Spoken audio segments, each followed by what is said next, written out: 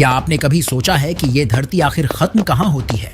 सोचिए, अगर आप सीधी लाइन में चलना शुरू कर दें तो क्या आप किसी ऐसे बिंदु पर पहुंचेंगे जहां से धरती खत्म हो जाती है और आप नीचे गिर जाते हैं?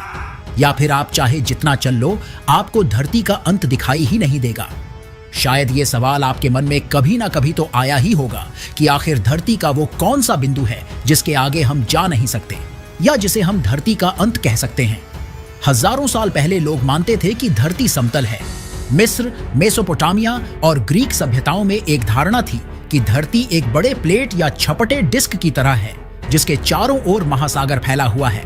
उनका मानना था कि अगर कोई ज्यादा दूर तक जाएगा तो धरती के किनारे पर पहुंचकर नीचे गिर जाएगा।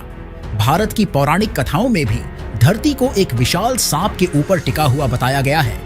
यूरोप में मध्य युग तक लोग मानते थे कि समुद्र के आखिरी छोर पर राक्षस रहते हैं जो इंसानों को निगल लेते हैं, यानी दुनिया के अंत का डर इंसानों के दिमाग में हमेशा से था।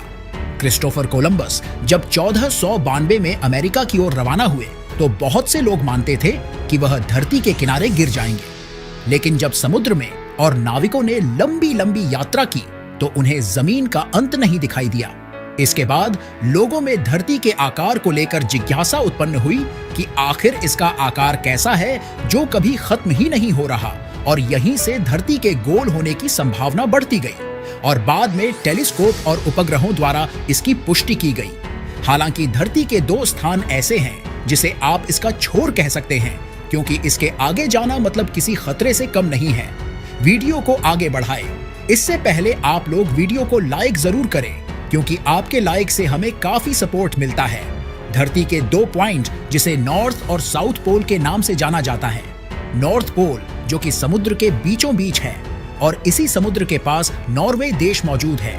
इस देश के पास एक सड़क है जिसका नाम E69 है।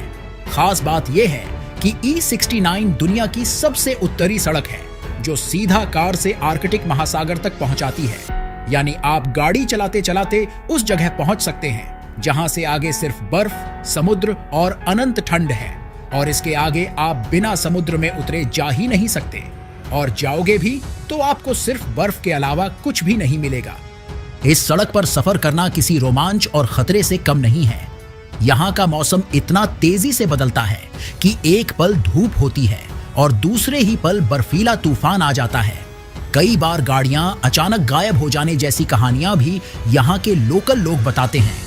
इस सड़क पर साल में कुछ समय ऐसा आता है जब सूरज कभी डूबता ही नहीं, और कुछ समय ऐसा आता है जब पूरा का पूरा दिन अंधेरा रहता है। सोचिए, आप सड़क पर हैं और आपके चारों ओर सिर्फ अंधेरा है, न दिन न रात का एहसास। उस समय आपको ऐसा लगेगा कि आप बस चलते ही जाओ। अगर आपको इस हिस्से में जाना हो तो सबसे पहले आपको आर्कटिक महासागर को पार करना पड़ेगा।